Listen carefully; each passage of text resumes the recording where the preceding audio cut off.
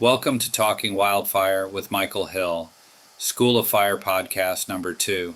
Today we'll be discussing survival, and this article was originally published in Wildfire Magazine in 2009. Its title is How to Live and Learn: The Psychology of Survival by Michael Scott Hill. Most people would like to be able to increase their chances of survival when faced with danger.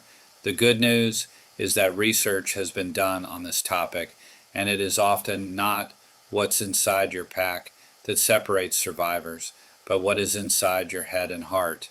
Back at university, I studied psychology, and throughout my life, I have remained interested in the science and dynamics of human behavior.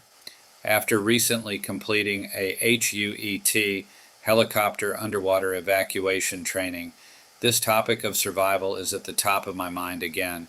Survival is the ability of a person to live through a hardship or adversity. This can be anything from an incident on a fire to a financial crisis. To know what it is to survive, you must have faced some degree of threat, peril, or danger and overcome that event. Sometimes who lives and who dies in survival situations appears to be a matter of chance. But then, if you put two different people in a similar situation, they could make very different decisions, resulting in different life or death outcomes. The point being that you may not be able to control your physical world, but you can control your mental world. From one person to the next, we each have different perspectives and thresholds depending on our previous experiences, and this informs our decisions. For example, what threatens one person may excite another. To understand the psychology of survival, you need to first understand yourself. Critically, you need to examine what happens in your head and heart when you are in an unpredictable and uncomfortable situations, because what matters is not how you got into that situation, but what you choose to do next. It is your critical decisions that will make a difference in surviving or not. In our field of work, the chances are that you have heard a story or two about people who have faced some sort of adversity and survived. Maybe you are one of these people.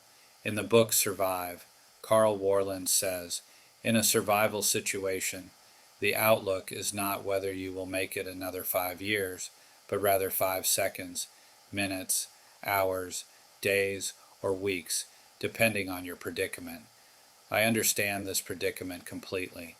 A few years ago, I was on a fire when I heard a loud noise sound out from behind the crackle of the flames. My senses were on full alert, straining to hear the warning sounds that would save me from a silent death.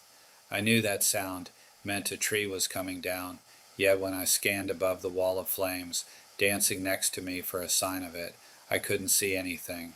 Then out of nowhere, a single tall flaming lodge pole pine appeared high above, as if it was a mighty torch bearing down. I only had a split second to determine where it would fall, while it accelerated downwards, heading straight for me. With no time to move, all I could do was bend away and brace for its impact, knowing it was going to really hurt. Sure enough, the burning tree slammed into me, hitting my hard hat and flinging it off my head. I felt my ribs snap beneath my pack while being driven painfully downward onto my knees, then face down into the forest floor. I was knocked unconscious by the sudden impact. Upon waking up, all I could feel was the weight lying across my back. The trunk was still burning, although the impact must have put most of the flames out. My adrenaline surged as I reached back and rolled the burnt tree off my body. When I was clear of it, I lay still for a moment, gathering my thoughts, face down, listening to the pop and sizzle of the nearby flames that would soon reach me. I started with a physical assessment. As an EMT, I knew my body must be in shock from the hit.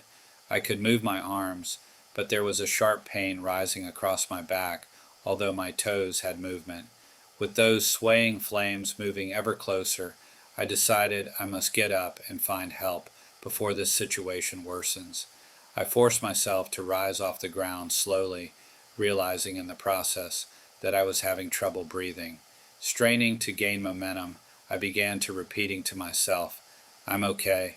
I'm okay. And I kept repeating these words to myself while I stumbled along, knowing that every single step brought me closer to survival. I got clear of the rapidly approaching fire by heading back towards where I last saw the others. I knew there was a risk with moving, but I decided that if I stayed, I would have been burnt far worse. In this particular case, my personal choice to take one step at a time that resulted in my survival. Survival often comes as a consequence of taking a risk, but what is needed is a calculated risk, a conscious decision, taking into account the context of each different survival situation. In another personal experience, years later, halfway around the world, flying high above the barren, rugged mountains of Afghanistan, I was in the passenger compartment of a Bell 212 helicopter when a grinding noise began to radiate down from the blade hub system above us. We were on an armed reconnaissance mission when our normal flight turned into an emergency. The metal grinding sound coming from our helicopter's gearbox above meant that something was wrong, and very possibly the assembly could lock up, causing our blades to stop turning, with the result being we would fall out of the sky like a rock. A quick decision with my pilot over the intercom demanded we put the aircraft down immediately.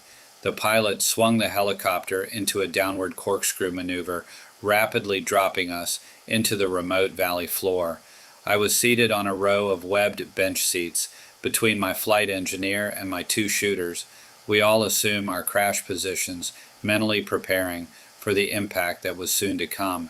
First I noticed the change in the pitch of our blades above, then wham, we hit the ground hard. Suddenly the Hueys was instantly airborne again after bouncing. We hit a second time, then slid forward on our skids as if the helicopter is skiing.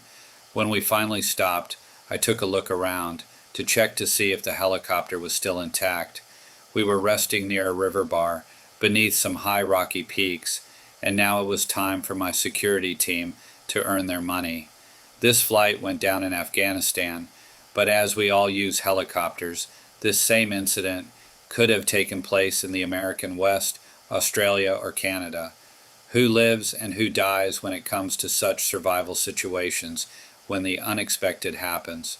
On the fire ground, this could be in the wake of your initially surviving a snag crashing down on you, like I did, an aircraft that plunged to earth in some remote location, a vehicle crash, or a fire entrapment alone, with your shelter or inside your own house. I learned a lot about myself during both these situations, as well as from other survival stories I have witnessed in case studies. Survival situations vary in complexity, and people vary in ability, but the amount of effort you put into your survival is ultimately up to you. Learning from your experiences is an essential component of increasing your chances of survival. Contingency planning is another key element in developing a strategy for survival. What are the cues that you personally have that will tell you about how you will respond to danger? What drives your hope, fear, disappointment, and relief? What triggers have been present in situations that lead you or someone you know to succeed when faced with a hardship or adversity? What were the variables and resources present? In order to develop our capacity for learning, we have to step outside of the predictable, known, and comfortable. Events like survival courses simulate a variety of rarely encountered stressful situations to increase participants' critical thinking and their ability to adapt and evolve in changing environments. Conducting a debrief with a focus being on learning to increase self-awareness can also help build your bank of knowledge. A fear of the unknown is the greatest fear of all, and in survival situations, you are left with hardly any certainty about the outcome. Here's the good news. Lawrence Gonzalez, in his book Deep Survival, discovered patterns of successful strategies adopted by survivors. He broke these down into a series of rules. For first, preventing the situations from taking place. Then, once they have happened, to enable the best odds for survival. When I first read Gonzalez's research, I couldn't help but relate his findings into the context of life and death situations that arise while fighting wildfire, and also in our own private struggles for survival in everyday life, when our thoughts and actions can mean the difference between life and death. Gonzalez rules follow. Lawrence Gonzalez's rules of adventure for preventing survival situations before they happen. Study past fatality reports. Perceive, believe, then act. What is really going on around us, not what we wish was going on. Avoid impulsive behavior. Don't hurry. Get the information. Know your stuff. Be humble. When in doubt, bail out. Lawrence Gonzalez's research behaviors to better the odds when survival situations do happen. 1. Perceive, believe, look, see, believe. 2. Stay calm, use humor, fear to focus. 3. Think/analyze/plan, get organized, set up small manageable tasks. 4. Take correct, decisive action, be bold and cautious while carrying out tasks. 5. Celebrate your successes, take joy in completing small tasks. 6. Count your blessings, be grateful, you're alive. 7. Play, sing, play mind games, recite poetry, count anything, do mathematical problems in your head. 8. See the beauty. 9. Believe that you will succeed. Develop a deep conviction that you'll live. 10. Surrender. Let go of the fear of dying and put away the pain. 11. Do whatever is necessary. Be determined. Have the will and the skill. 12. Never give up. Let nothing break your spirit. Questions to help you. How to live, learn, and survive. When was the last time you felt at risk, in danger, or threatened? What happened? Do you recall what emotions you went through? Did these help or hinder your survival? What have you learned about yourself from facing hardship or adversity? What obstacles have you had to overcome to survive? When faced with a challenging situation, do you view it as exciting or something else? Do you think a great deal before you act? Do you pre-plan a contingency survival strategy? Does your head, heart, or ego drive your decisions, or a combination of all? To what degree are you comfortable with the unknown? Are you aware of all your 5 senses? These will help you survive. Is there anything else you need to learn to improve your chance of survival? If you have gotten anything out of today's School of Fire podcast, please share this with a friend or work colleague and leave a comment below. Be safe out there. We're doing this for all of you. If you like what we're doing, please give us a thumbs up, hit the subscribe button, and leave a comment below.